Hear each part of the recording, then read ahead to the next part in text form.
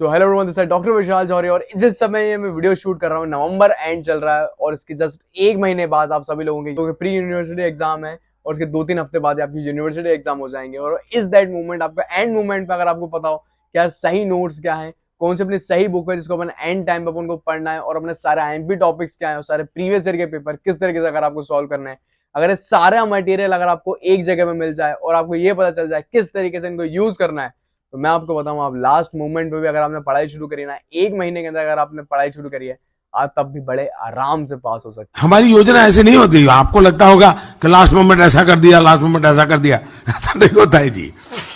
हम बहुत डिटेल में प्लान करके चीजों को ऑर्गेनाइज करते हैं। सो पूरे आज की वीडियो जो है ना आपके लिए ये है कि किस तरीके से आपको रिवाइज करना है। एंड मूवमेंट में आपको पूरे तीनों सब्जेक्ट के बारे में बताऊंगा, एनाटॉमी, बायोकेमिस्ट्री, फिजियोलॉजी के बारे में।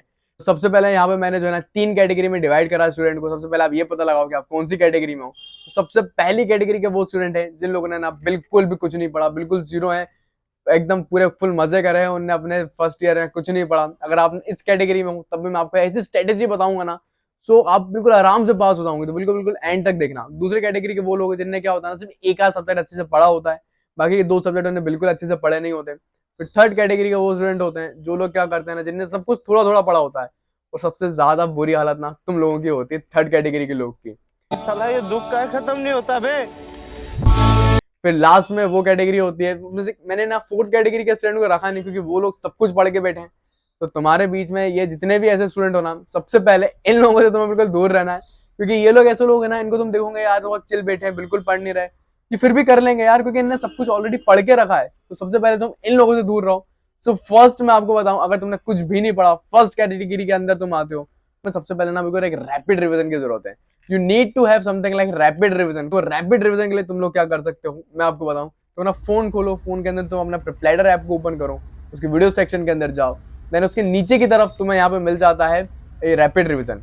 ये पूरी रैपिड रिवीजन की सीरीज जो है बिल्कुल आप लोगों के लिए बनाई है। इसके अंदर क्या होता है, जितनी भी वीडियोस हैं बिल्कुल शॉर्ट, क्रिस्पी, कंसाइज वीडियो हैं, जिसके अंदर सारे कंसेप्ट इन्हें बहुत ज्यादा एक्सप्लेन करें। अब देखो होता क्या है, मान लो अगर मैं तुम्हें बता दूं कि देखो बेटा ब्रेकियल पैक्सेस बहुत ज्यादा इंपॉर्टेंट टॉपिक है, मैंने तुम्हें बता दिया कि देखो ब्रेकियल पैक्सेस बहुत ज्यादा इंपॉर्टेंट टॉपिक है। उसके अलावा मैंने तुम्हें बोला कि सीवीएस के अंदर जो अपना कार्डिक साइकिल बहुत इंपॉर्टेंट टॉपिक है।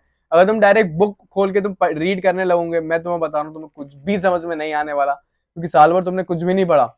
तो फर्स्ट तुम्हें ना एक बिल्कुल बेसिक्स चाहिए, और बेसिक्स के लिए तुम्हें रैपिड रिवीजन की वीडियो देखना ही पड़ेगी, क्योंकि बिना इसको देखे तुम कुछ भी चीजें समझ नहीं सकते। तो फर्स्ट तुम्हें रैपिड रिवीजन चाहिए। तो रैपिड रिवीजन के फायदे ये हैं, सबसे पहले इनकी वीडियो ना बहुत ज्यादा शॉर्ट है, तुम बहुत कम टाइम में सारे कंसेप्ट अपने क्लियर कर सकते हो।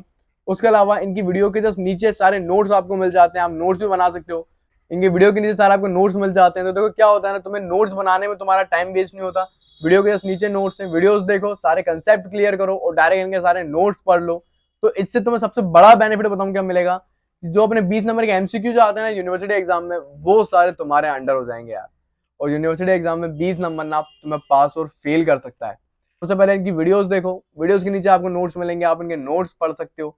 देन फिर आपको अगर टाइम मिले तो आप फिर इनके एमसीक्यू सॉल्व करो। तो इससे क्या होगा ना, तुम्हें बेसिक फ्रेमवर्क मिल जाएगा, एक बेसिक तुम्हें मिल जाएगा। तो अगर तुमने कुछ भी नहीं पढ़ा, बिल्कुल तुम एंड मोमेंट पे हो, तो first you have to do rapid revision. आओ ना रैपिड रिवीजन करो, उसके बाद फिर मैं आपको बताऊं तुम्हें क्या करना है। तो रैपिड रिवीजन अपना हो गया, सारे अपने कंसेप्ट क्लियर कर लिए, सारे टॉपिक अपने एक बार रिवाइज कर लिए, सारे एमसीक्यूज लगा लिए, नोट्स आपने पढ़ लिए। उसके बाद जितने भी फर्स्ट कैटेगरी के लोग हैं, तुम लोग सेकंड कैटेगरी में आ जाते हो, जिनने क्या थोड़ा थोड़ा सब कुछ पढ़ा होता है या फिर एक सब्जेक्ट तुमने अच्छे से पढ़ा होता है। सो अब तुम्हें क्या करना है, सेकंड कैटेगरी के लोग जिन्हें रैपिड रिवीजन कर लिया है, अब तुम लोगों को सबसे पहले आईएमपी टॉपिक के लिस्ट का प्रिंट करवाना है। सारे आईएमपी टॉपिक के लिस्ट जो है मेरे टेलीग्राम चैनल में मिल जाएगा, लिंक तुम्हें साइड में दिख रहा होगा या डिस्क्रिप्शन पे तुम्हें मैं लिंक दे दूंगा। तो टेलीग्राम पे जाओ, आईएमपी टॉपिक की लिस्ट है उसका पूरा प्रिंट आउट निकलवा लो। जैसे तुम्हें प्रिंट आउट हो गया, तुम्हें सारे एनाटॉमी के, फिजियोलॉजी के, बायोकेमिस्ट्री के सारे तुम्हें मिल गए आईएमपी टॉपिक। अब देखो लास्ट मोमेंट चल रहा है, तुम्हें पहले ना पास होने के बारे में सोचना है, अच्छे नंबर लाने के बारे में मत सोचो। सबसे पहले अपन को पास होना है। तो पास अपन होते हैं सिर्फ आईएमपी टॉपिक्स से, है ना। उसके बाद एनाटॉमी के लिए आप बीडी चौरसिया, विश्राम सिंह जैसी बुक आप यूज कर सकते हो, बट यार लास्ट मोमेंट पे तुम्हें बुक पढ़ ही नहीं सकते, तुम्हें बहुत शॉर्ट में नोट्स चाहिए। तो सारे मेरे जितने भी नोट्स है तुम्हें टेलीग्राम पे मिल जाएंगे। सो क्या होता है ना, अपने बीडी चौरसिया में कुछ चीजें 5 से 6 पेज में लिखी है, मैंने वो ना एक एक फ्लो चार्ट में ले आऊँ एक पेज में। सो एनाटॉमी का मैंने तो मटेरियल बता दिया। बात है फिजियोलॉजी की, तो फिजियोलॉजी के लिए देखो Samuel lingam is the best book.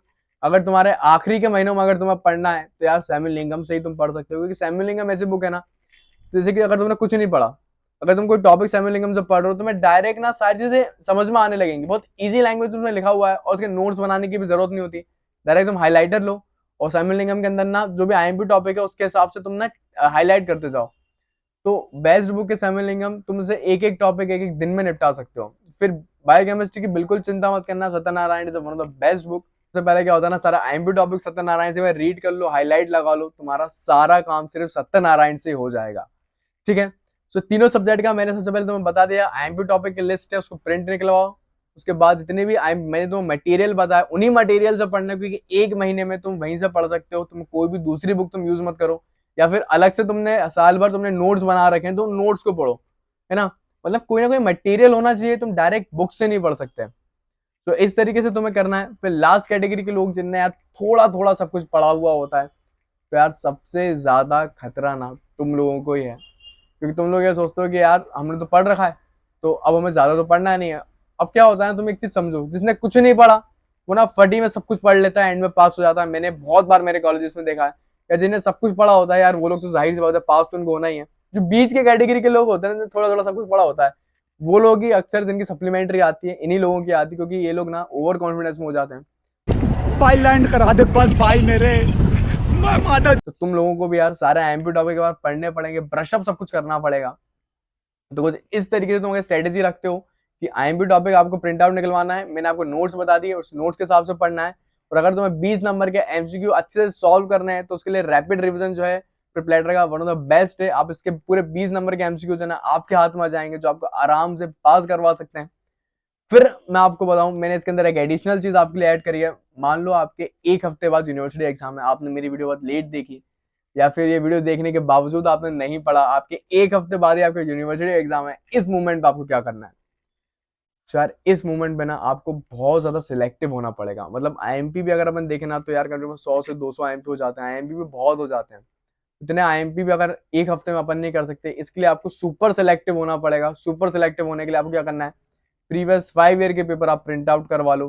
फिर मान लो तुम एनाटमी पढ़ रहे हो, फिर एनाटमी में भी आप हेड एंड नेक पढ़ रहे हो, है ना, एग्जाम्पल दे रहा हूँ। तो प्रीवियस 5 ईयर में आप ये देखो हेड एंड नेक से कौन कौन से क्वेश्चन आए। आपको सबसे पहले वो सारे प्रीवियस 5 ईयर के पेपर के क्वेश्चन आपको सॉल्व करने हैं, क्योंकि मोस्टली क्या होता है ना, अपने यूनिवर्सिटी एग्जाम में चीजें रिपीटेड ही आती हैं। तो पिछले 5 साल से मेरे हिसाब से इससे ज्यादा तो वो नहीं देते। तो अगर तुम्हारे यूनिवर्सिटी में एक हफ्ता बचा है, तो यार अंधाधुंध सारी चीजें पढ़ने के बजाय एक प्रॉपर स्ट्रेटेजी के साथ आप पढ़ो, प्रीवियस 5 ईयर के पेपर आप सॉल्व करो, टॉपिक वाइज आपको सॉल्व कर रहे हैं। और अगर तुमने उतना भी कर लिया ना, तो काफी तुमने मतलब ये समझ लेना तुमने बहुत कुछ कर लिया। मान लो तुमने एक हफ्ता बचा है, तुमने दो दिन में तुमने एनाटमी के प्रीवियस 5 ईयर कर लिए, फिजियोलॉजी के कर लिया, बायोकेमिस्ट्री कर ली। फिर मान लो तुम्हारा एनाटमी का पेपर है कल, ठीक है, तो एक दिन पहले जितने भी तुमने फिर टॉपिक पढ़े हैं वो सबका रिवीजन कर लो, और रिवीजन करते हुए आईएमपी टॉपिक की लिस्ट साथ में रखना। अगर तुम्हें लगता है तुम और ज्यादा एक्स्ट्रा टॉपिक कर सकते हो, तो और ज्यादा आईएमपी एक्स्ट्रा टॉपिक करने की कोशिश करना। उसके लिए तुम ना किसी सीनियर की हेल्प कर सकते हो, जो कि तुम्हें ना सुपर आईएमपी टॉपिक जो है वो भी बता सकते हैं। देखो अगर तुमने प्रीवियस 5 ईयर के टॉपिक सॉल्व कर लिए ना, तो सुपर आईएमपी टॉपिक तुम्हारे सारे कवर हो गए। तो उससे क्या होगा ना, अगर तुमने प्रीवियस 5 ईयर के पेपर सॉल्व कर लिए, तुम्हारा बिल्कुल आराम से तुम पास हो सकते हो। सो यही एक करेक्ट तरीका है। अगर तुम्हें एंड मोमेंट में अगर तुम्हें पास होना है ना, तो प्रीवियस 5 ईयर के पेपर जो है ना वो तुम सारे सॉल्व कर लो, तुम्हारा काम हो जाएगा। आईएमपी टॉपिक तुम सारी चीज कर लो। फिजियोलॉजी में अगर तुमने नोट्स बना के रखे हैं तो भैया ठीक है, नहीं बनाए तो अब जीके पाल गाइडेंस जैसी किताबें मत पढ़ो, तुम नहीं कर पाओगे। Samuel lingam is one of the best book, तुरंत पढ़ो और तुरंत लिख के आओ। सत्यनारायण भी one of the best book है, तुरंत पढ़ो तुरंत लिख के आने वाली चीज है। और 20 नंबर के सारे एमसीक्यू सॉल्व करने के लिए प्रिपलेटर का rapid revision one of the best चीज है। अगर तुमने कुछ नहीं पढ़ा तो सबसे पहले अपने कंसेप्ट तो बनाओ, ताकि तुम समझ पाओ। कार्डिक साइकिल है, अपना ईसीजी है, उसको समझने के लिए सबसे पहले तुम्हें कंसेप्ट बनाने पड़ेंगे। सो इस तरीके से है ना तुम्हें सारी चीजें करना है। उसके अलावा तुम मुझे ना इंस्टाग्राम पे फॉलो कर लो, क्योंकि मैं सारी जितने भी ये जो होते हैं ना, जितने भी अपडेट जो होते हैं ना वीडियो के बारे में, वो सारी मैं ना तुम्हें टेलीग्राम पे देता रहूंगा। So thanks for watching and keep learning.